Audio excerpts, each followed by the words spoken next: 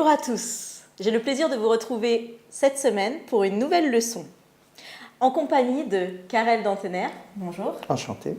et de Olivier Rigaud, bonjour, nos pasteurs. Nous entamons ce trimestre un nouveau sujet, un nouveau thème, très pointu et qui va traiter de sujets fondamentaux, le divin maître. Ce maître, il s'agit de Jésus. Nous avons certainement déjà rencontré quelqu'un, un enseignant, un professeur, qui nous a marqué dans notre expérience. Mais Jésus a une très grande différence. Lui, il s'adresse à toute la personne. Il invite à une transformation de l'être humain. Plus particulièrement, cette semaine, nous allons parler de notre Père Céleste avec nos invités.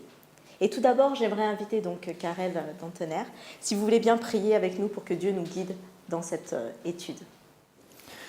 Dieu notre Père, tu es notre bon Père Céleste, comme le titre de notre première leçon de ce nouveau trimestre.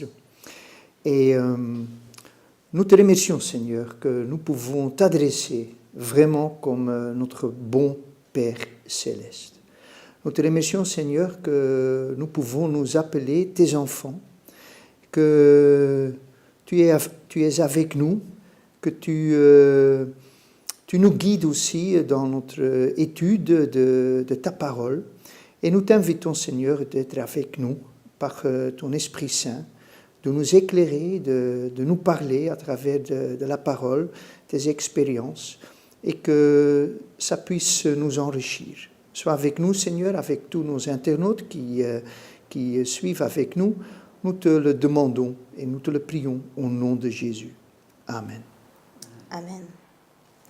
Alors, avant d'extraire l'essence de cette leçon, j'aimerais vous poser une question, enfin vous demander, quelle fut votre première réaction en abordant ce thème, notre Père Céleste?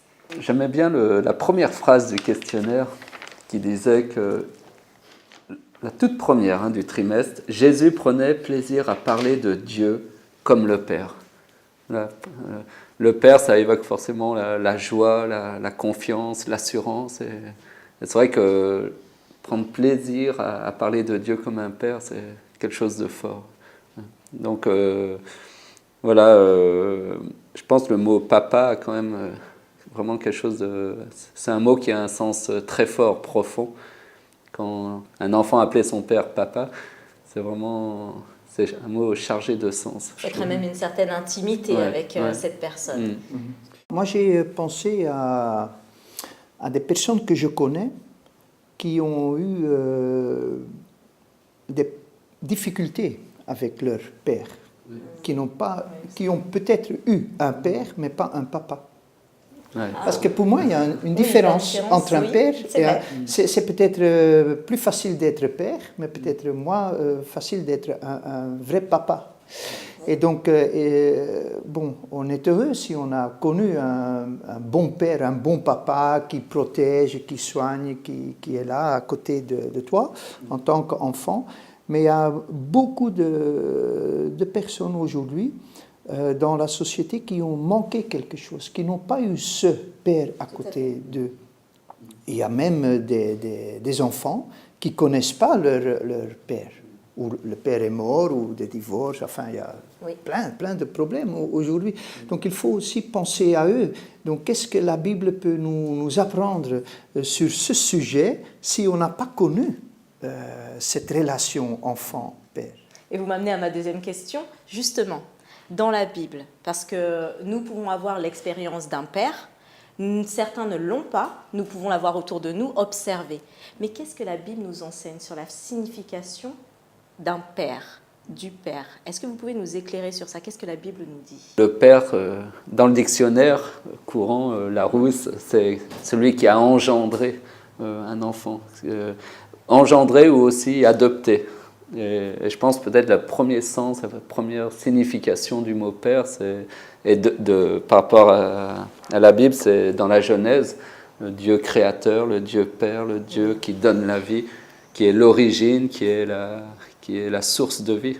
Donc ça, je pense, c'est déjà le premier point du sens du mot père, un Dieu créateur. Et c'est vrai que dans l'Ancien Testament, au milieu d'un monde polythéiste qui croit en plusieurs dieux, C'est un peu une révélation qui vient affirmer qu'il y a un seul Dieu et qu'il est Père, créateur de tous les hommes. Et c'est ça qui est vraiment intéressant parce que ça pose une base pour justement créer une fraternité humaine. Nous sommes tous du coup frères et sœurs par rapport à ce lien au Père. Alors justement, est-ce qu'il y a une dichotomie entre le Père de l'Ancien Testament et le Père dont Jésus nous parle dans ce Nouveau Testament? Est-ce qu'il y a une différence? Il n'y a pas vraiment une différence, mais c'est vrai que la notion du Père dans l'Ancien Testament, c'est moins clair que dans le Nouveau Testament et donc à travers l'exemple et la personne de Jésus-Christ. C'est vrai que dans l'Ancien Testament, on trouve la notion du Père. Je pense à un texte, le psaume 103, hein, comme un père a compassion de ses enfants, l'Éternel a compassion de ceux qui le craignent. Donc la notion est bien là. Il y a plein d'autres textes, mais c'est pas l'image. On trouve beaucoup plus accentuée l'image du Tout-Puissant, le Créateur, par exemple le nom justement de Dieu, le nom de Dieu, Yahvé. Hein. Donc je suis qui suis. On trouve ce nom partout dans l'Ancien Testament. Je pense qu'il y a plus de 6000 références. Mais quand on entre dans le Nouveau Testament, là tu vois que Jésus va vraiment accentuer le fait que Dieu, le Dieu créateur, c'est aussi le Père. Et surtout dans les 4 évangiles, Jésus va appeler son Dieu le Père, le bon Père céleste. Enfin, il y a plein d'adjectifs qu'il utilise. Mais Jésus aimait justement de parler de Dieu comme son Père. C'est vrai que Jésus vient sur terre révéler le Père, voilà. Glorifier le Père. Et c'est ça qui est beau, voir l'attachement, l'amour. Quand Jésus dit « j'aime mon Père », c'est vraiment fort. Mais peut-être c'est le même Père, hein, du début à la fin, du livre de la Genèse à l'Apocalypse, à l'Évangile, c'est toujours le même Dieu parce qu'il ne change pas. Mais c'est vrai que peut-être dans l'Ancien Testament, on était plus dans le Dieu transcendant, et dans le Nouveau, du fait de l'incarnation, de la venue du Fils, du coup, on découvre une autre facette qui a peut-être pas été assez mise en valeur, c'est-à-dire la proximité, l'immanence de Dieu, un Dieu qui se fait serviteur, un Dieu qui se rapproche de l'homme. Pourquoi? Parce qu'il veut le sauver. Mais cette image, on l'a déjà dès le Jardin d'Éden, où Adam et Ève fuient Dieu, ils se cachent, et c'est Dieu qui déjà descend, se met à leur niveau, qui initie le dialogue en vue d'une réconciliation. Mais la venue de Jésus, c'est vraiment justement cet équilibre parfait entre Yahvé, l'Éternel, et puis inaccessible, transcendant, divin, extraordinaire, qui nous échappe, qui nous invite à l'adoration, et puis en même temps ce Dieu qui se fait serviteur, qui vient laver nos pieds, essuyer nos pieds sales, purifier notre être. Et c'est peut-être ça la difficulté du chrétien, peut-être même des croyants en général, à trouver cet équilibre entre... Je pense qu'à travers de l'Église chrétienne ou l'histoire de l'Église chrétienne, il y a toujours eu cette tension. Les gens, enfin les croyants, les chrétiens ont toujours cherché cet équilibre, et ça se voit déjà dans l'architecture des églises. Les cathédrales médiévales, c'est un Dieu tout-puissant, très haut, autoritaire, sévère. Voilà. Alors, bon, il y a toujours la pendule qui va de l'un à l'autre, et il faut chercher cet équilibre. Mais je pense, parce qu'on parle d'un père et d'un papa, mais c'est justement Jésus, dans le jardin de Gethsémane, qui va adresser son père en tant qu'Abba. Oui. Et l'apôtre Paul, dans Romains, le chapitre 8, il va faire la même chose. Il va dire, voilà, nous avons cet esprit, l'esprit on est des enfants, on est des fils, on est des filles, et nous pouvons adresser notre Dieu en tant qu'Abba, ce qui veut dire vraiment papa.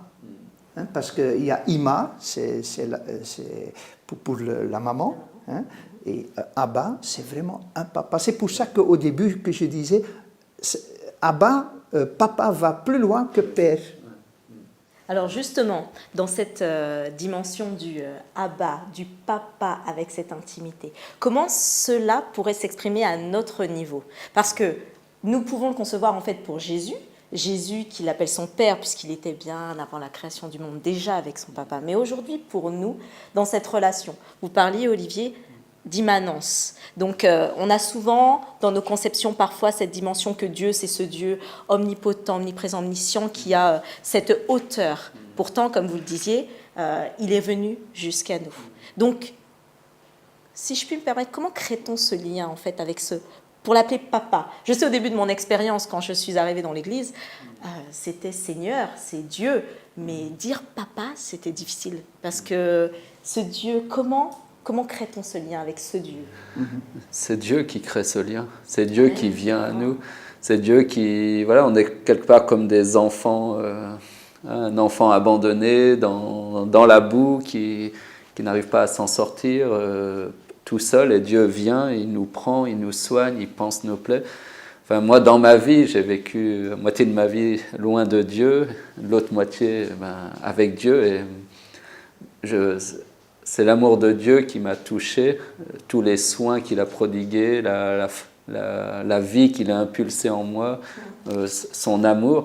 Et c'est vrai que par exemple, quand on voit, il appelle Abba, c'est un moment profond de détresse. Oui. Hein. Et c'est ça qui est beau, c'est que quelque part, ce père-là, il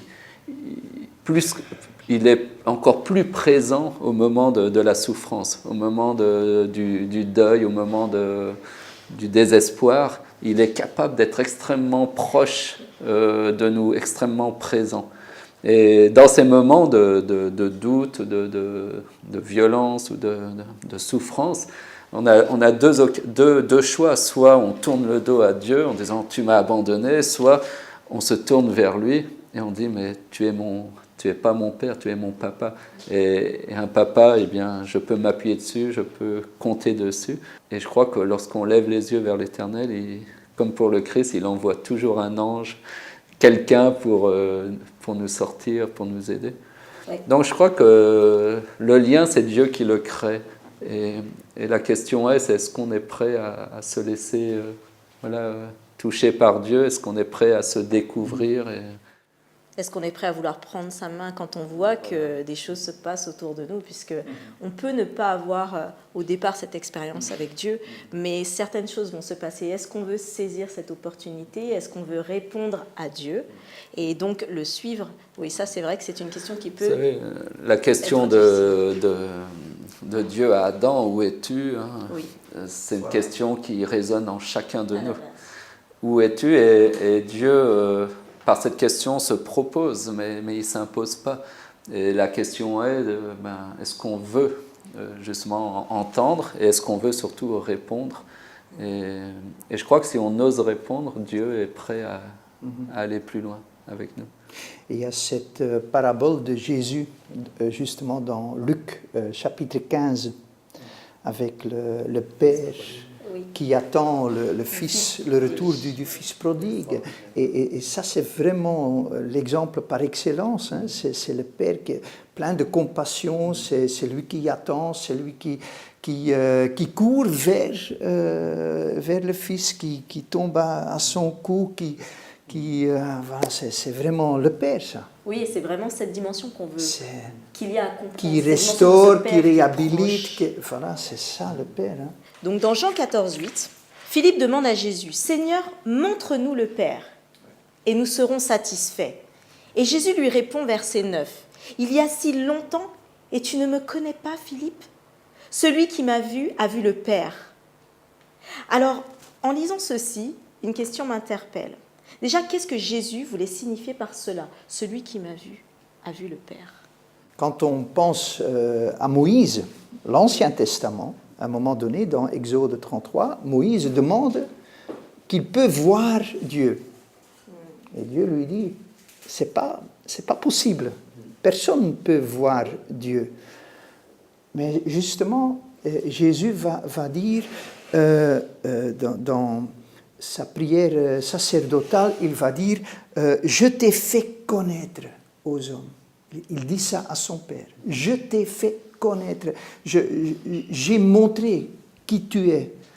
Pas seulement, il ne faut pas penser au physique. C'est pas physique. Hein? C'est la compassion, c'est l'amour, c'est le caractère, c'est tout ce que Jésus nous montre dans l'Évangile. Je t'ai fait connaître. Je trouve ça un passage merveilleux. Hein? Pour moi, je trouve que c'est un des passages clés parce que c'est vrai que dans le contexte, c'est quand même c'est à la veille de sa mort, donc c'est les dernières paroles quelque part qu'il prononce et il annonce la venue du Saint-Esprit. Oui. Et justement, un peu plus loin, il dit mais ouais, je m'en vais, mais je vous laisserai pas seul et voilà, j'enverrai le Consolateur. Et vous ferez les choses que je fais et même de plus grandes. Exactement. Parce que justement, dans ce texte-là, il évoque cette unité au Père. Il est tellement un avec le Père, il est tellement le reflet de la gloire divine que quelque part il provoque un peu en disant mais il y a si longtemps que je suis avec vous et tu ne m'as pas connu. il parle comme si quelque part il était le Père. Parce qu'en fait, constamment dans Jean 14, 15, 16 et 17, il dit « Je suis un avec le Père.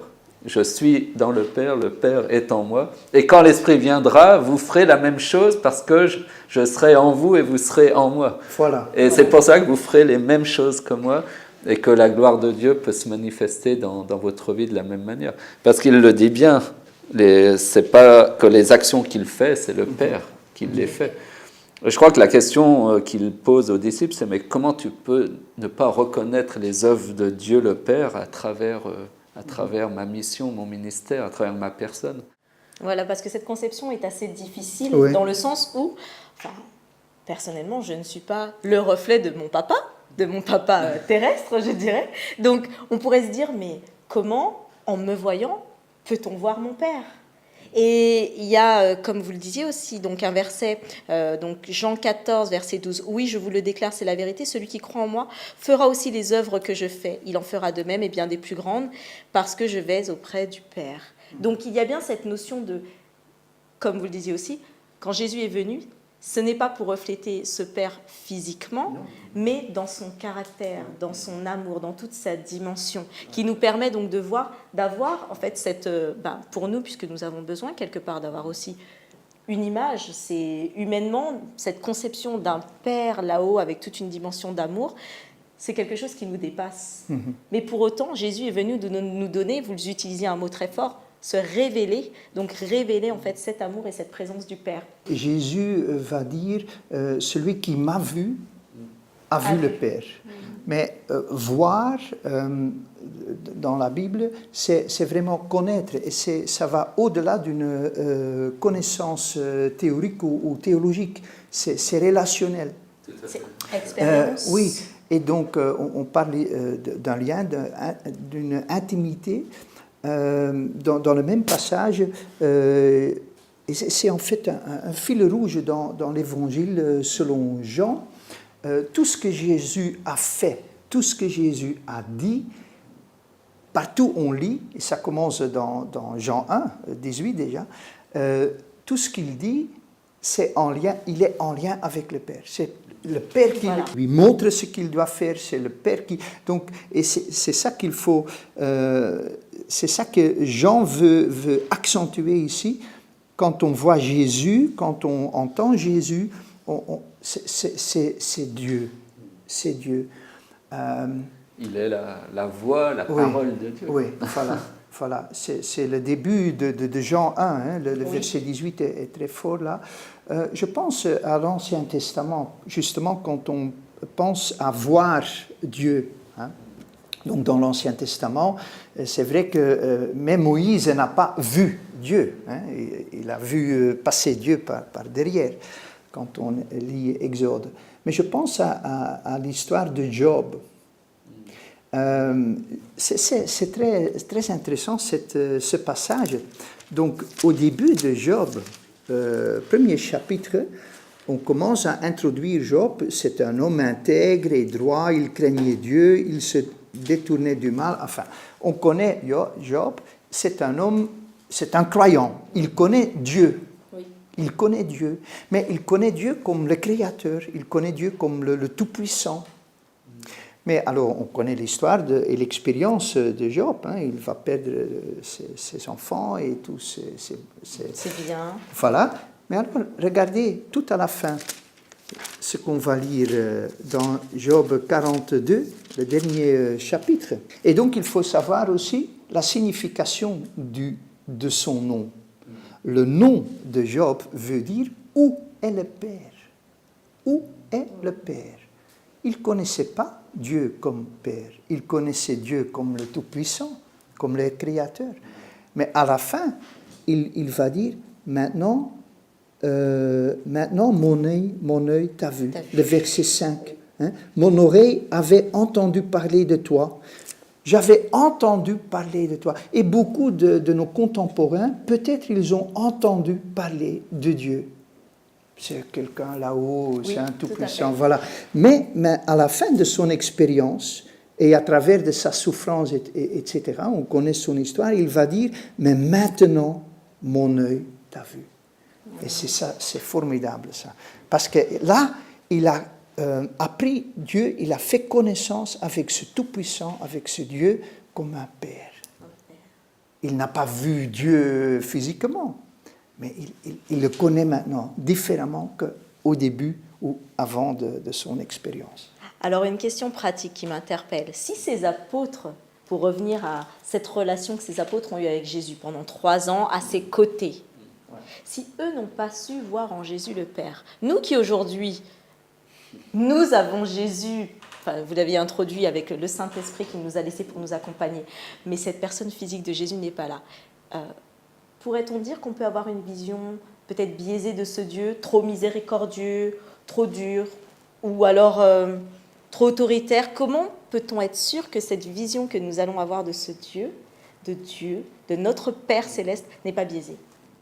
Le problème, c'est qu'on a été créé à l'image de Dieu, selon sa ressemblance. Mais le péché a retourné les choses, et maintenant l'idolâtrie, qui est le cœur du problème dans la Bible, eh bien, quelque part, c'est l'homme qui a construit des dieux à son image et selon sa ressemblance.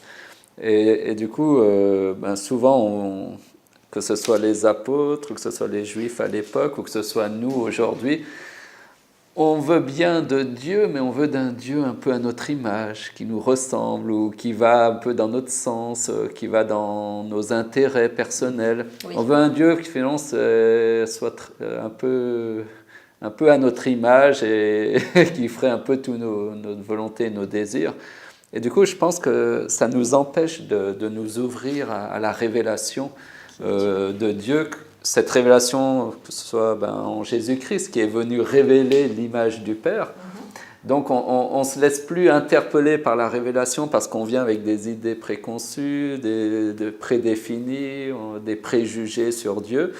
On vient avec notre nature humaine et on ne laisse pas non plus la révélation de l'Esprit nous parler. Des fois, l'Esprit nous interpelle, mais on se ferme. À un moment donné, dans le questionnaire, on parle du péché contre le Saint-Esprit. Et je me dis, est-ce que c'est pas ça le plus terrible, le plus dangereux dans une vie, lorsqu'on n'est plus sensible à la voix de Dieu, à la voix de l'Esprit?